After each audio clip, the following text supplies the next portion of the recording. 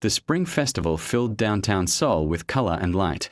Cherry blossoms drifted through the warm night air, covering the streets like pale snow. Music and laughter echoed between the skyscrapers. Ariana Hall stood at a small first aid tent near the Riverwalk, tying her hair back with a rubber band. She had already bandaged 3 sprained ankles, calmed a dizzy teenager, and was starting to think she might finally take a break. Then she heard the blast. A sharp boom rolled across the river. People screamed and ran. Without thinking, Ariana grabbed her medical bag and sprinted toward the smoke. Near a food stand, a crowd had gathered. One of the stalls had caught fire, and a small child was trapped under a fallen sign. A man in a white shirt was already there, kneeling beside her, lifting the heavy frame with one arm. "Here, let me help." Ariana shouted. The man turned, face streaked with ash. He was tall, handsome in that too perfect way that didn't belong in a crowd. "She's okay," he said quickly. "Just a cut." Ariana knelt beside him and pressed gauze to the child's bleeding arm. "You did well," she told the girl softly. "Stay brave, all right." When the ambulance came, the child's parents thanked them both before rushing away. The noise began to fade, leaving only the soft rustle of petals falling again. Ariana looked up at the stranger. His shirt was torn, and a thin line of blood crossed his cheek. He didn't seem to notice. "You're hurt too," she said. "It's nothing." "Nothing still bleeds." She dabbed at his cheek with the corner of her sleeve. He smiled, a small, almost shy curve of his lips. "You shouldn't be this calm after an explosion." "I'm a nurse. Panic doesn't help." He laughed quietly. "Then I guess I'm lucky you were here." The wind lifted more petals around them. In that moment, the city felt silent. "You shouldn't smile like that," Ariana said before she could stop herself. "Why not?" "Because now I'll never forget your face." He held her gaze for a long second, as if trying to memorize hers too. Then he stepped back, nodded once, and disappeared into the moving crowd. The next morning, sunlight poured through the tall windows of Seoul National Medical Center. Ariana yawned over a cup of vending machine coffee. She was sure she'd dreamed the stranger, until the receptionist walked over with a bouquet of white lilies and cherry blossoms. The card read, "Thank you for being fearless. Jay." She frowned, a little smile tugging at her lips. Who even sends flowers for first aid? Outside the hospital, a black luxury car waited at the curb. Inside, Kang Jun-ho, heir to the Biko Group, watched through tinted glass as the nurse accepted his flowers. He didn't know why he cared so much. Maybe because she'd looked at him like a man, not a name. The driver glanced in the mirror. "Do you want me to find out who she is, sir?" Jun-ho hesitated, then said quietly, "Yes, but carefully." The car pulled into the morning traffic, merging with the endless river of Seoul's bright new day. Above it all, cherry petals floated through the air, carrying a promise neither of them yet understood. Morning sunlight painted the glass walls of Seoul National Medical Center gold. The city outside was already alive, cars, horns, and the steady hum of ambition. Ariana Hall's day began as usual. Long rounds, endless patience, and the same vending machine coffee she pretended to enjoy. She was tired but content. Helping people was what she did best. Still, she couldn't stop glancing at the bouquet sitting on her desk, white lilies and cherry blossoms in a slim glass vase. The card still puzzled her. "Thank you for being fearless. Jay." She had replayed that night 100 times. The explosion, the stranger's calm eyes, the smile that somehow lingered in her mind. Seoul was a city of millions, yet she had run straight into someone unforgettable. Across town, inside a tower of black glass in Gangnam, Kang Jun-ho leaned back in a leather chair, staring out at the skyline. The office around him was silent except for the faint ticking of a clock. To everyone else, he was the young CEO of Biko Logistics, a company famous for luxury imports, shipping, and private aviation. But behind the glossy name was the truth: the Biko Syndicate, the wealthiest and most secretive mafia family in Korea. Stacks of reports sat on his desk, but his mind wasn't on business. It was on the nurse with the soft voice and steady hands. "Find out her name," he'd said yesterday. He hadn't expected results this fast. His assistant, Minute J, entered quietly. Her name is Ariana Hall, sir. 26. Trauma nurse. Lives near Dongjak-gyu. Her father is. Enough, Junho cut in, though his eyes sharpened. What about her father? A senior police detective. Detective James Hall. Junho froze. A police detective. He exhaled slowly, almost laughing at the irony. Of course, he muttered. The universe has a sense of humor. That afternoon, Ariana left the hospital for a quick lunch. The city pulsed with movement, people rushing, screens flashing, the smell of coffee and rain. She ducked into a quiet cafe tucked between two tall buildings. Americano, please, she said, taking a seat by the window. A minute later, a deep voice answered from behind her. Make that too. She turned, and there he was. Clean suit, soft smile, the same calm eyes she remembered. Ariana, you again. Junho, me again. I was hoping to thank you properly. Ariana, you already did. With a forest of lilies. Junho, smiling, I didn't know what flowers nurses liked. Ariana, sleep. We like sleep. She tried to sound annoyed, but her lips betrayed her.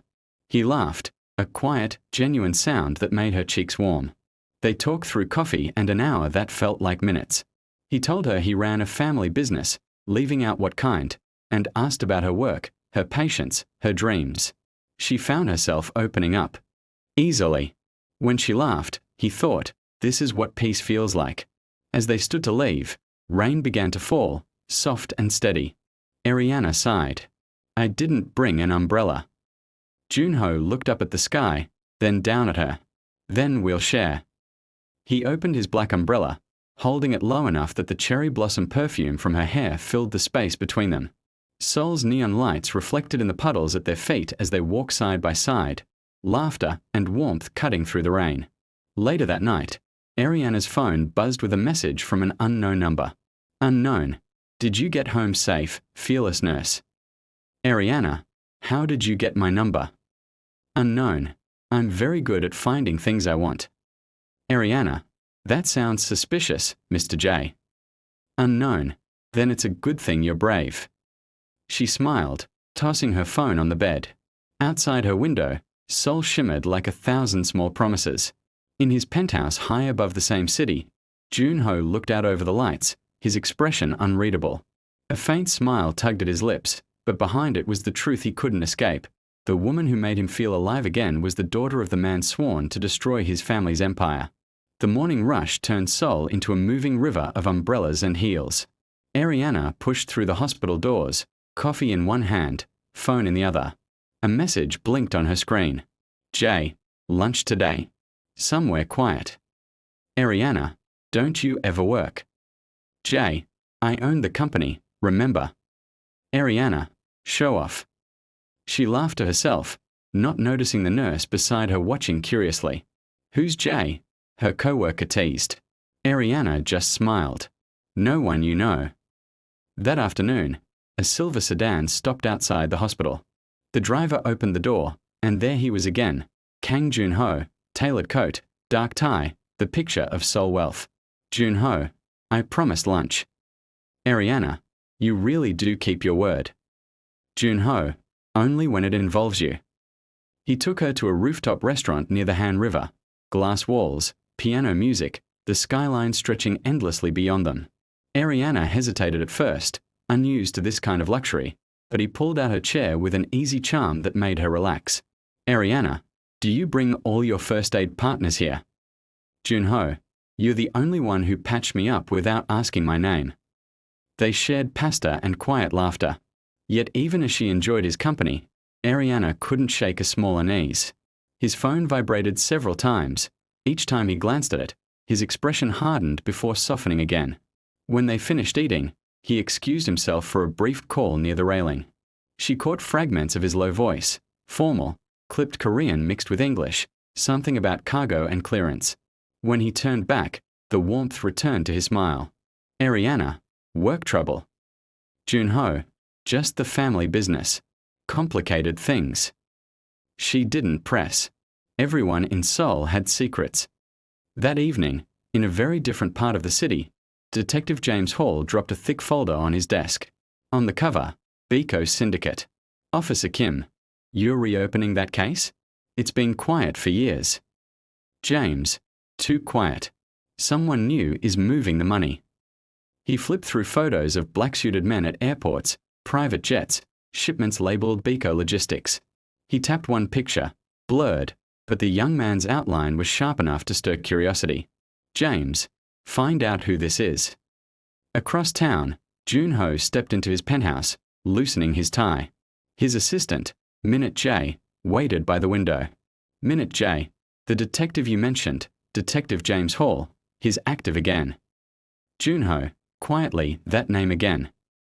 He walked to the glass wall, looking down at the city's river of lights. Somewhere among them, Ariana might still be awake, maybe thinking of him. Jun-ho, if he's digging into Biko, keep everything clean. No violence. Minute J, that's not how your father does things. Jun-ho, I'm not my father. The reflection in the glass looked back at him, half light, half shadow. Late that night, Ariana's phone buzzed. Jay, you looked beautiful today. Ariana, are you texting every nurse in Seoul? Jay, only the one who makes the city quiet. She smiled, curling up on her couch, unaware that her father sat in his office, staring at the same face in a photograph, Kang Jun-ho, without yet knowing how close that name had already come to his daughter's heart. A thin rain fell over Seoul, painting the city in silver. The streets shimmered under thousands of tiny reflections, headlights, neon signs, the soft glow of cafes that never slept. From the rooftop of Seoul National Medical Center, Ariana stood under a clear umbrella, watching the night breathe. The cherry trees below swayed gently in the drizzle. For a rare moment, she felt peaceful, the quiet after another endless day of saving strangers. Then her phone buzzed. Jun-ho, look up. She frowned, confused, then glanced toward the street. There he was, Kang Jun-ho, standing beside a black sedan, holding an umbrella and a single white flower in his hand. The streetlight framed him in pale gold. Even through the distance, he smiled at her, that small, confident smile that always seemed to melt her defenses. Her heart stuttered. Ariana, texting, you're insane. It's raining. Jun-ho, then let me get you out of the rain. 5 minutes later, she met him at the hospital entrance. Her hair was damp, and her sneakers squeaked on the tiles. He handed her the flower, a cherry blossom stem wrapped neatly in paper. Jun-ho, it reminded me of you. Ariana, teasing because it's fragile. Jun-ho, because it grows even in bad weather. Something in his tone made her chest tighten. He guided her into the car, the city lights blurring as they drove through Gangnam's glittering streets. They ended up at a cozy 24-hour restaurant tucked between two tall office buildings. Not luxury, but warm, bright, and smelling of fresh broth.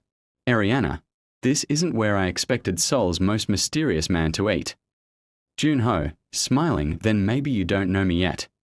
They ordered spicy stew and dumplings. He rolled up his sleeves, looking far less like a businessman and more like someone trying to remember how to be normal.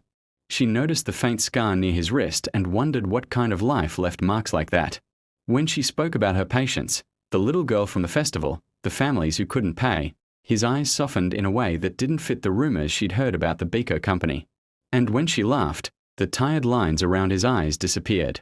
Jun-ho, you make the world sound simple. Ariana, it's not. I just like pretending it is. Hours passed before they noticed the time. Outside, the rain had stopped, leaving the city sparkling and damp. Jun-ho walked her home, keeping his umbrella tilted toward her shoulder more than his own. At her apartment entrance, she turned to him.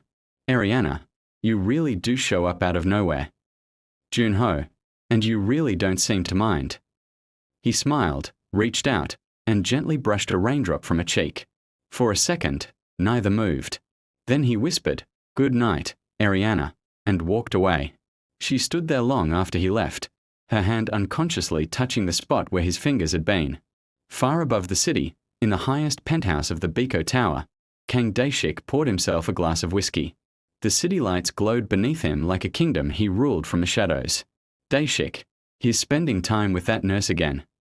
Minute J, quietly, yes, Chairman.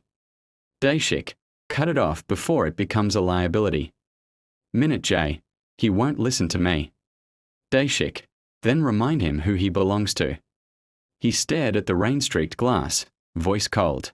Daeshik, my son thinks love can change what he is. He's wrong. Meanwhile, in his modest office, Detective James Hall reopened an old case file stamped Biko Syndicate. His partner dropped a photograph on the desk, a man in a black suit stepping out of a car, blurred by rain. Partner, the new Biko heir. No name yet, but this is our first clear sighting in years. James, we'll find him. Every empire has a weak link. He didn't know that Link had just walked his daughter home. In his apartment, Junho sat by the window, phone glowing in his hand. Ariana, get some sleep, workaholic. Junho, only if you promise the same. He smiled faintly, but behind it was the truth he couldn't escape. The woman who made him feel alive again was the daughter of the man sworn to destroy his family's empire.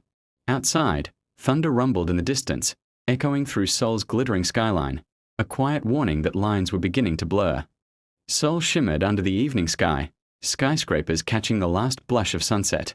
From her small apartment window, Ariana could see the Han River winding through the city like a silver ribbon. She stood in front of her mirror, still in her hospital uniform, hair pulled loose after another long shift. Her phone vibrated. Junho, are you free tomorrow night? Ariana, define free.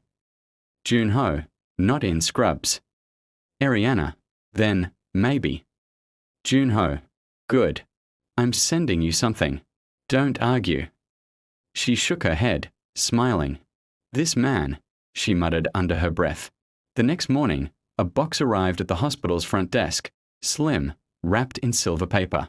Inside was a soft ivory gown, elegant but simple, and a note written in his careful handwriting. For tomorrow. I'd like the world to see you the way I do. Jay. Her heart raced.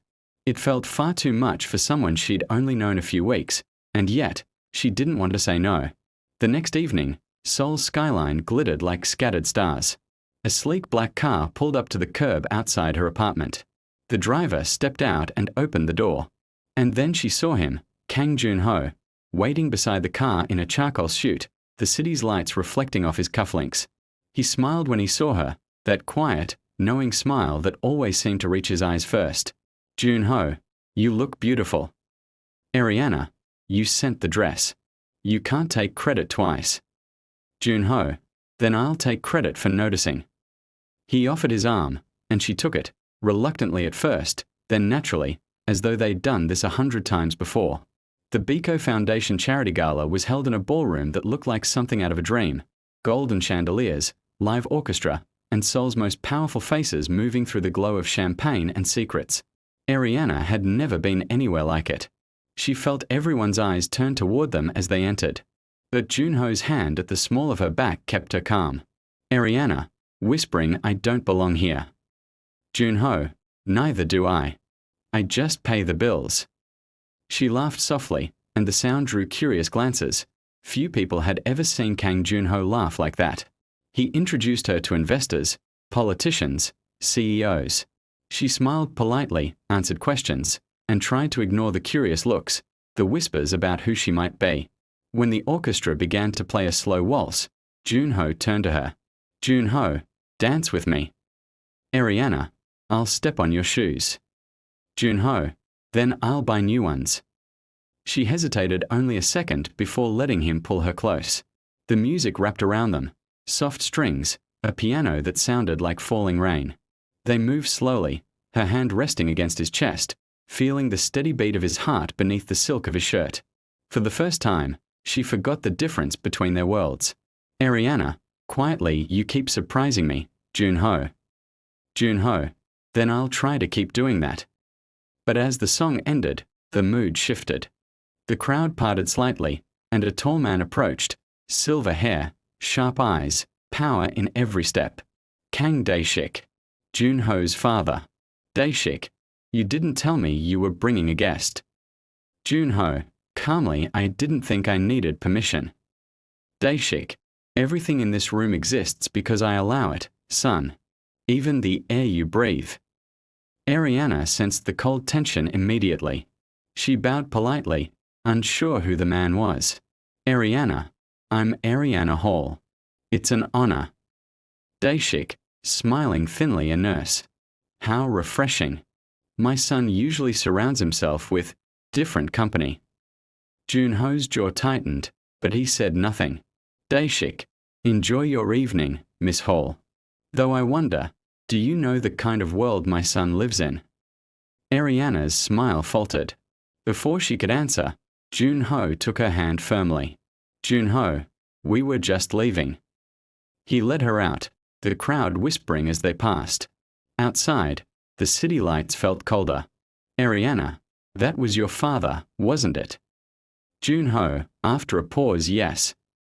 Ariana, he doesn't like me. Junho, he doesn't like anyone. They walked in silence for a while, the hum of Seoul around them. Then she looked up at him, really looked, and saw the faint sadness behind his composed eyes. Ariana, you don't have to tell me everything. Just don't lie to me. Junho, softly, I won't. Not to you. He reached out, brushing a strand of hair from her face, and for a moment, under the city's thousand lights, the world stood still. Far away, in his office lit by a single lamp, Detective James Hall studied the latest photo from a police source, the Biko heir, smiling at a charity gala, a young woman beside him. The file name glowed on his computer screen, Kang Jun Ho. He froze when he zoomed in. The woman's profile was unmistakable. His daughter. They walked until the music from the ballroom faded, replaced by the quiet hum of city lights. The night breeze tugged gently at her hair. His coat hung over her shoulders because she'd shivered once, and he'd noticed before she said a word. Ariana, you didn't have to bring me here. Junho, I wanted to. Ariana, you really live in another world, Junho. Junho, then maybe it's time I stepped out of it. She looked at him, confused. His eyes were calm, but his voice carried the kind of weight that made her heart race. Junho, Ariana, I didn't bring you here to impress you. I just wanted to see what it felt like to have someone real beside me. She said nothing. The streetlight above them flickered, catching the raindrops still clinging to her hair. Junho, softly, I've spent my whole life surrounded by people who smile because they have to. But you look at me like I'm just a man. Not a name. Not a company. Just me. He stepped a little closer. The space between them seemed to hold its breath. Junho, I don't know how to do this the normal way. I don't know how to date or flirt or play games. But I know that when I'm with you, everything feels right. He reached out, gently taking her hand. His thumb brushed across her skin, light, steady, deliberate. Junho, so I'll say it plainly before I lose my courage. He met her eyes, and his voice softened. Junho, Ariana, will you be my girlfriend? For a heartbeat, the world seemed to stop. The sound of the river, the passing cars, even the wind, all blurred into silence. She blinked, her heart racing in disbelief. Ariana, whispering, you're serious. Junho, smiling faintly, completely. Tears glimmered at the corners of her eyes, not from sadness, but from the warmth she hadn't expected. Ariana, softly, okay. Junho, surprised, okay. Ariana, yes, but only if you stop showing up with umbrellas and bodyguards. Junho, laughing quietly, I'll try. No promises. He lifted her hand and pressed it gently against his chest. Junho, you just made a dangerous man very, very happy. She smiled through her tears. Ariana, then promise me one thing. Junho, anything. Ariana, don't ever lie to me. Junho, never. And for the first time in a long time, he meant it. As the city lights shimmered behind them, he leaned forward, not for a kiss, but to rest his forehead lightly against hers. It was soft, pure, the kind of moment that meant more than words ever could. Far away, on a dimly lit screen in Detective James Hall's office, a grainy surveillance photo captured that exact moment. The timestamp blinked quietly in red. and beneath it, a name file burned into view. Subject: Kang Jun-ho, Biko Syndicate heir, accompanied by Ariana Hall. Thank you so much for watching. Your support really means the world to me. If you enjoyed this episode, please like, subscribe, and turn on notifications so you'll know as soon as episode 2 drops.